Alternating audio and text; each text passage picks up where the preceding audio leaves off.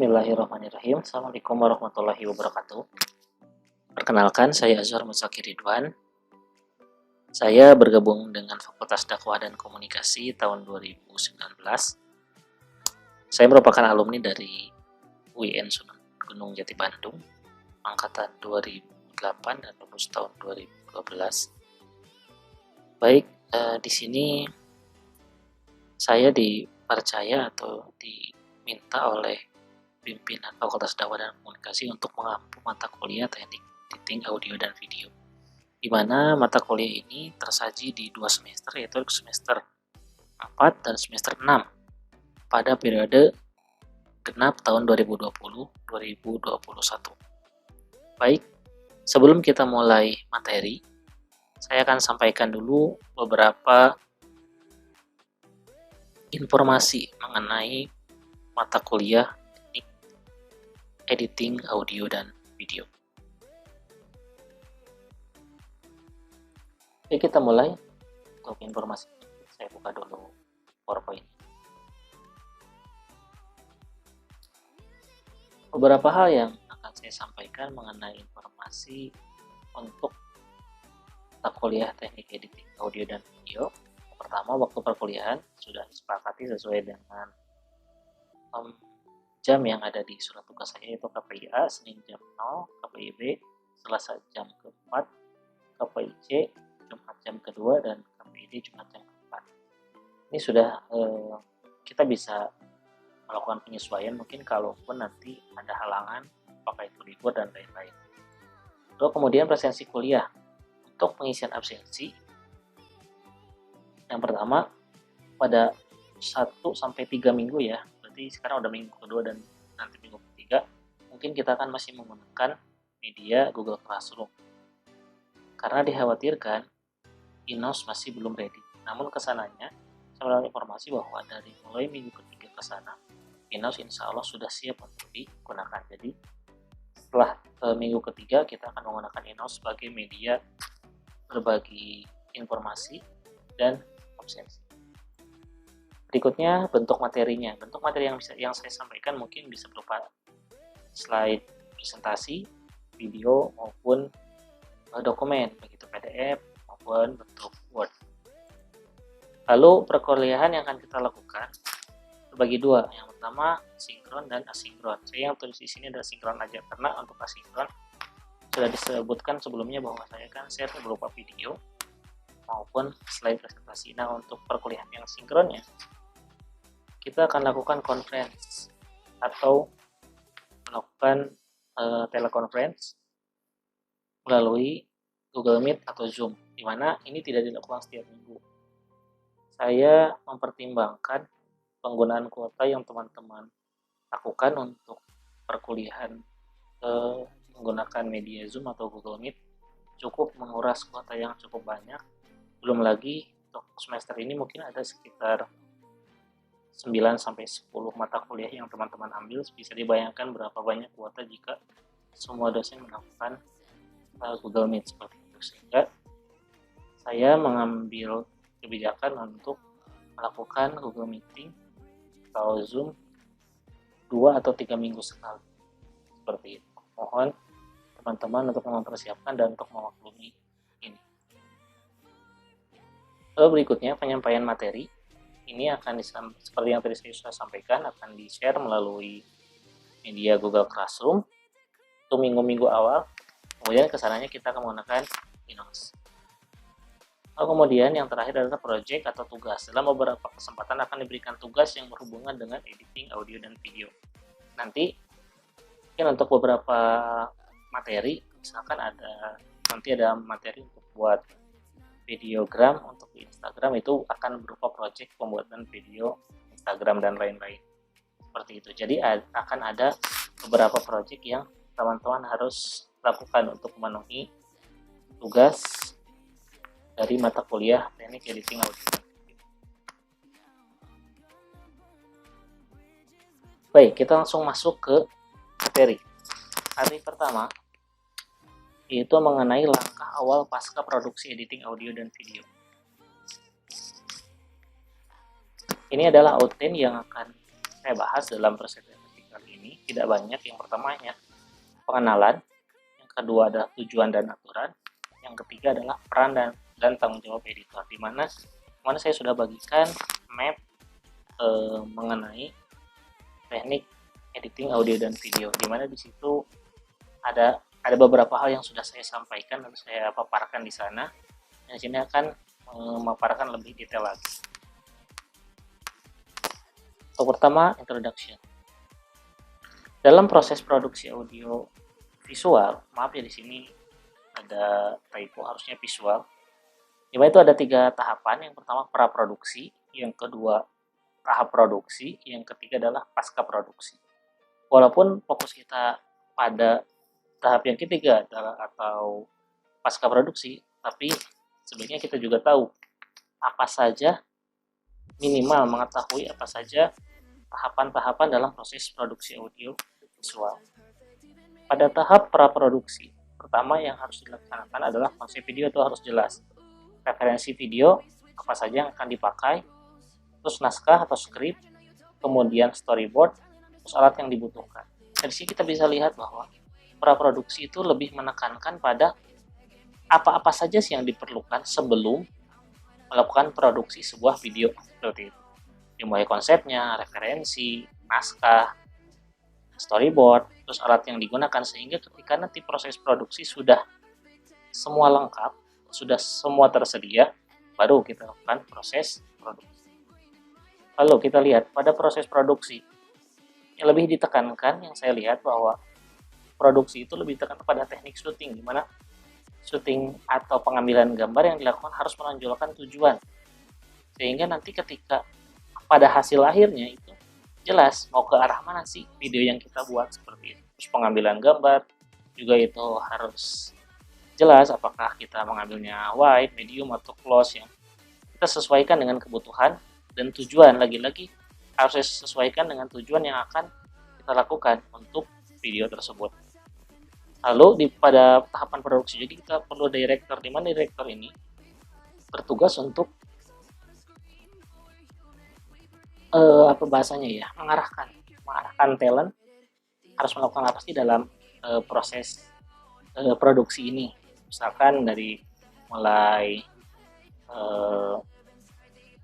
berbicara, terus melakukan gestur-gestur dan lain-lain, itu diperankan oleh director.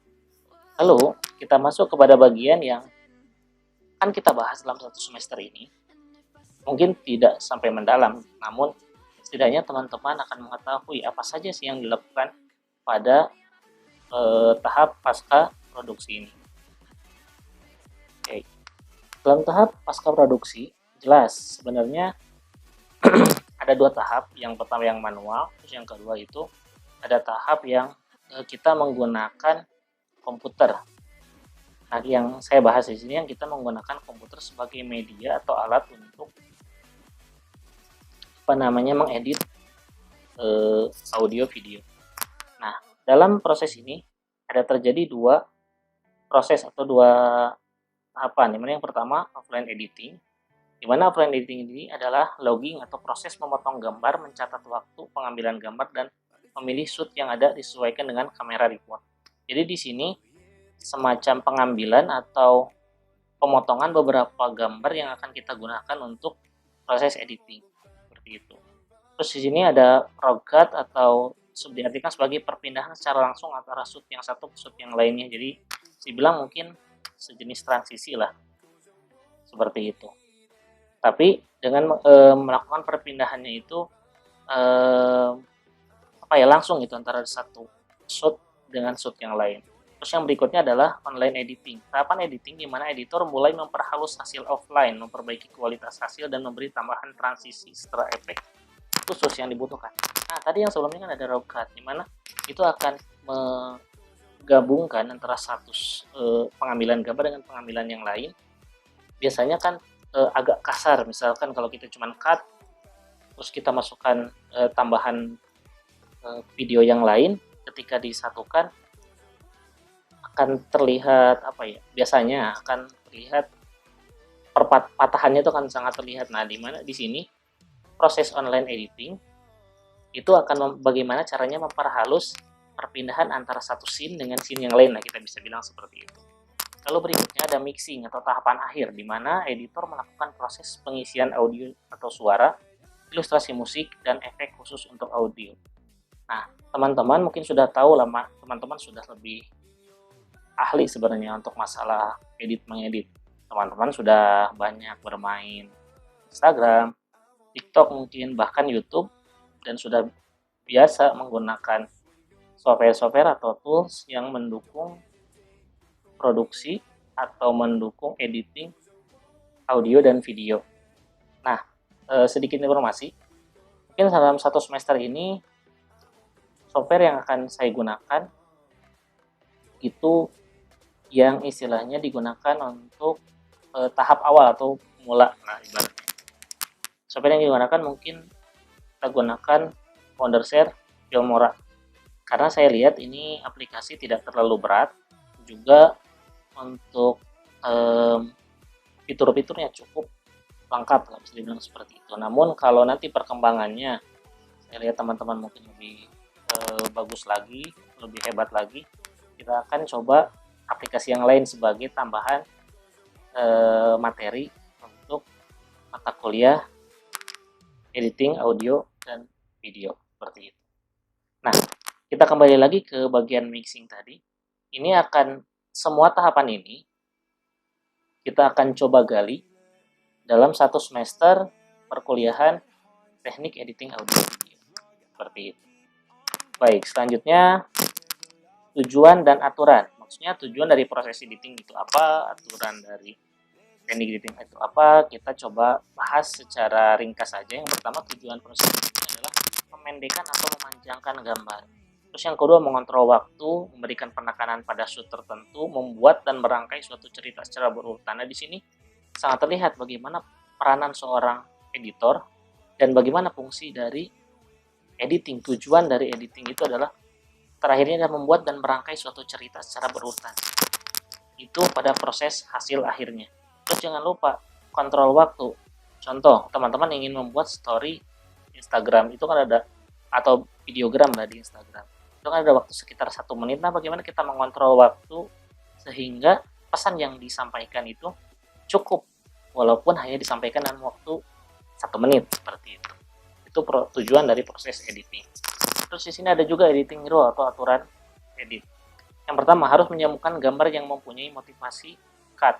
Terus yang kedua, memotong saat subjek bergerak. Panjang shoot harus diatur. Sering menggunakan insert and cut away. Terus membentuk suatu cerita menjadi lebih sederhana dan tidak membingungkan. Nah, di sini teknik editing rule, bukan teknik ya, editing rule atau aturan-aturan dalam mengedit ini perlu digunakan, karena ketika kita mengcut sebuah video dengan video yang lain, itu harus terlihat ada sambungannya lah, ibaratnya tidak terlalu patah lah, ibaratnya seperti itu. Itu salah satu rule dalam proses editing. Next, bagian terakhir dalam perkuliahan kali ini atau dalam materi yang saya sampaikan, sebelum kita menginjak ke bagian kedua, yaitu teknik dasar penggunaan software untuk edit audio. Nah, sebelum itu kita coba lihat dulu peran dan tanggung jawab editor. Pertama, ada praproduksi. Jadi walaupun kita sebagai editor, tetap walaupun kita tugas besarnya dalam pasca produksi, tetap dalam praproduksi pun kita harus ikut andil. Yang pertama, seorang editor merencanakan sistem kerja yang akan diterapkan, menganalisa atau memahami skenario. Terus yang terakhir, memberi masukan kepada sutradara dalam suatu gaya pengemasan paket yang akan dibuat. Nah, di sini dari mulai praproduksi, editor itu sudah punya dan harus tahu, sudah punya gambaran dan harus tahu apa sih yang akan dilakukan oleh sutradara, sehingga nanti ketika sutradara mengambil langkah tertentu, editor pun harus tahu ke arah mana sutradara menginginkan itu. Dan kalaupun nanti editor merasa ada yang kurang nih, dia bisa memberikan masukan kepada sutradara supaya nanti di akhirnya itu terlihat sebuah cerita yang utuh seperti itu. Terus harus paham juga mengenai skenario. Kalau tidak paham, sulit nanti untuk menangkap apa yang diinginkan sutradara dengan hasil akhir yang akan didapat pada akhirnya. Terus pada proses produksi, Seorang editor berperan untuk mengingatkan sutradara apabila ada shoot yang terlewatkan di dalam pengambilan gambar. Ini jelas. Bila kan seorang editor nanti akan menggabungkan seluruh scene sehingga menjadi sebuah cerita yang pas dan sesuai dengan tujuan. Kalaupun ada shoot yang terlewat, nah itu adalah tugas editor untuk memberitahukan kepada sutradara untuk membuat shoot yang terlewatkan tersebut, atau bagaimana caranya untuk menyempurnakan dengan penambahan shoot tertentu. Terus memberikan saran kepada saudara untuk membuat shoot tambahan jika materi. Nah ini yang barusan saya sampaikan, shoot tambahan sebagai pelengkap ketika sebuah sebuah scene itu tidak sampai ke tujuannya, ibaratnya ada bagian-bagian yang terpotong lah seperti itu. Terus yang terakhir, membuat laporan timecode pada proses syuting. Yang terakhir, nah ini adalah bagian pasca produksi, peran seorang editor untuk menggabungkan shoot hingga menjadi sebuah scene atau adegan. Itu jelas, karena seorang editor harus mampu tadi, udah jelas, memahami, menganalisa skenario, sehingga ketika si hasil syuting tersebut digabungkan, itu akan menghasilkan suatu cerita yang utuh. Jelas, kembali lagi ke arah sana, karena memang tujuan dari editor ini atau proses editing adalah membuat sebuah scene atau sebuah cerita video yang nyambung lah, ibaratnya seperti itu, kita bilang seperti itu. Terus peranan editor di sini juga merupakan proses paling akhir dalam pembuatan suatu karya audio visual sehingga menjadi satu kesatuan cerita yang utuh. Jadi tadi saya bilang selalu membuat suatu kesatuan cerita yang utuh, karena memang itulah tujuan dari seorang editor, atau tugas dari seorang editor adalah menyambungkan dari berbagai scene-scene yang ada menjadi sebuah kesatuan yang utuh, sehingga pesan yang ingin disampaikan melalui video tersebut tersampaikan seperti itu. Itu yang harus teman-teman ingat, bahwa tujuan editing tidak hanya memperbagus tampilan, tapi juga harus sampai bisa mengemas sebuah video menjadi sebuah cerita yang menarik dan pesan yang diinginkan itu tersampaikan seperti itu. Nah, untuk pertemuan ini tidak banyak yang bisa saya sampaikan karena memang dari RPS yang saya pegang sesuai dengan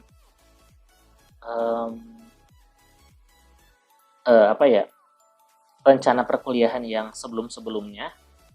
Untuk mata kuliah ini, bagian pertama kita hanya membahas mengenai ini saja.